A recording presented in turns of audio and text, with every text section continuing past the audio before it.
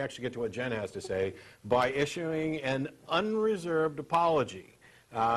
Last week and the week before, Matt Slick was on the show, but after last week's show, Matt sent me an email, and he was listening, sorry, I'm looking at the wrong camera.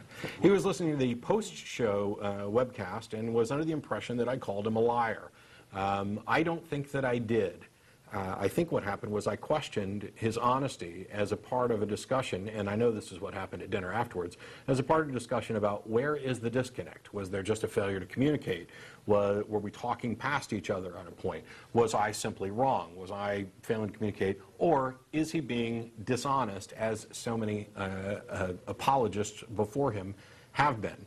And I don't think that I made any conclusion. I simply questioned it. But if the implication was there that I was calling him a liar, then I apologize for that. You can make up your own mind, because I'm going to address what's happened since last week. When you're presenting a logical argument, you have the burden of proof. That's, in fact, the entire goal here. You have something that you're trying to convince someone from, and the argument itself is your attempt to meet that burden of proof. As we discussed a little bit last week and on some of the boards, when it comes to logical arguments, there are two possible avenues of critique. One is validity. Is the structure of the argument sound? And in a validly structured argument, true premises always lead to true conclusions. In a logically invalid structure, you can't tell whether the conclusion is true or false because the structure is invalid. True premises might lead to a true conclusion. They might lead to a false one. False premises could lead to a true one. So if it's invalid, you pretty much need to stop, restructure the argument so that it is valid, so that you can continue, because you're wasting your time. The other avenue of approach is to address the soundness, which goes to the content of the argument. For example, I might reject a premise.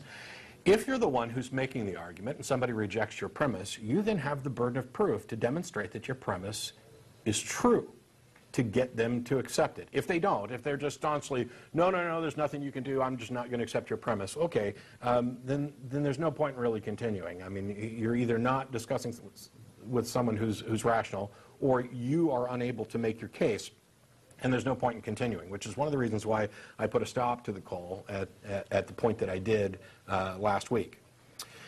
Last week, I demonstrated both of those with regard to the written version of TAG that was up on Matt Slick's website. Actually, it's carm.org, C-A-R-M.org, it's Christian Apologetics Resource Ministry. I demonstrated a structural invalidity in a particular section that deals with, and the basic structure was logical thoughts are conceptual. They are based on these logical absolutes, and therefore the logical absolutes are conceptual. That is structurally invalid, and to demonstrate this, I used another example, which is I have a concept of an apple, therefore the apple is also conceptual. That demonstrates that there's something wrong there, and it turns out to be a structural invalidity. I also questioned the sound of the argument by objecting to a particular premise, and that premise was that everything is either physical or conceptual. And at that point, Mr. Slick had the obligation, the responsibility, in order to defend his argument, to demonstrate the truth of that dichotomy, that physical, conceptual were the only two options in a dichotomy. And in a true dichotomy, it needs to be both exhaustive and exclusive. And in that case, it's exclusive but not exhaustive.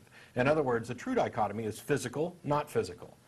And it's true that conceptual is not physical, but conceptual isn't the only thing in not physical. As a matter of fact, you could point out that the conceptual necessarily is contingent upon the physical, because concepts require minds which are physical. And the only exception to that would be what Slick's trying to do, Matt Slick is trying to do later on by claiming that there's some super mind that's not physical that is therefore responsible for these concepts. But I'll get back to that in just a minute. The premise was rejected, and Mr. Slick failed to meet his obligation to demonstrate that it was a true dichotomy. As a matter of fact, his only response was, can you give me another option? It's either physical or conceptual. Can you give me another option? And my answer was neither, which, by the way, I stand by. It's a completely valid response. And he wasn't happy with that response. He wanted a word. Well, give me a word. Give me a label that goes for that neither. You need to give me an example of that neither. Well, the fact of the matter is that even if there was a word that I was unaware of, neither is still a good response. Even if there is no word, that doesn't mean that his dichotomy stands. As a matter of fact, that's how we got all the words we have. We found something that didn't have a label, and we made up a word for it. That's the way things work. The fact that somebody is unable to come up with a particular word is not a testament to the truth of your bald assertion. And simply restating it over and over again and then claiming that because somebody couldn't give you a third option that you accepted, that therefore your dichotomy is true, is, let's see, what's that? It's an argument from ignorance, it's arrogant, it's silly.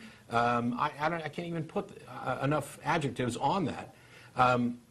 The proof of the dichotomy was his. He failed to meet that. So I thought that, you know, all this aside, we'd move on to something else or whatever. Also, at that point, or around that point, is when he started sidetracking. Instead of defending tag, he started, I don't want to say attacking me, but addressing me by saying things like, well, I presume that you're an atheist, so I presume you deny God and that you're a philosophical materialist and a philosophical naturalist. Hello. That's a whole lot of hand-waving you've got going on there, because all of that is irrelevant to your argument.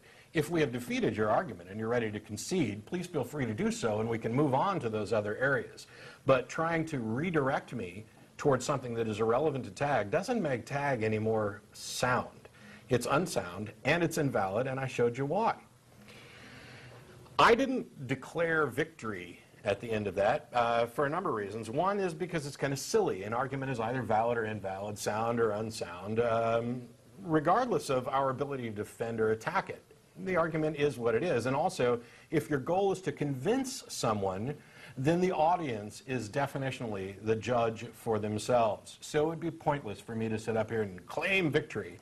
And yet, evidently, Mr. Slick doesn't seem to understand that, because he went around to comments on YouTube videos and starts declaring victory. Oh, yeah, Matt was unable to give me a third option. Oh, ha-ha, I won. You know, tag stands, it's valid. No. Not only is that childish, but it demonstrates that you're not arguing honestly.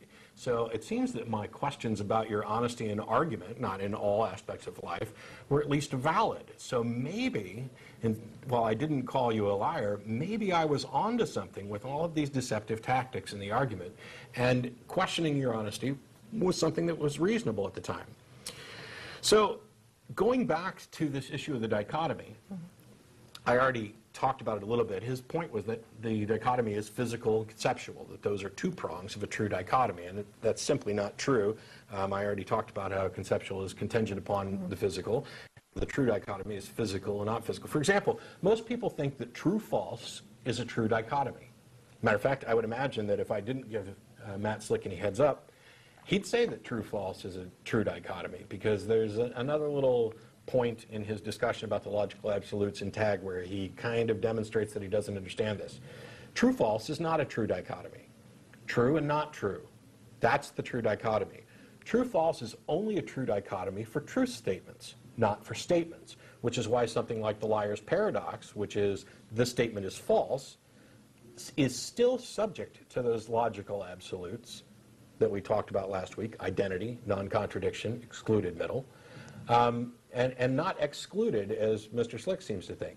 The category is true, not true. And in the not true category, there's false, there's paradox, there's contradictory, there's nonsensical, all of those things. So if we look at the physical conceptual, despite debate, despite the fact that he failed to demonstrate that it was a true dichotomy, and I bear no burden of proof to demonstrate that it's not, I'm going to demonstrate that it's not anyway.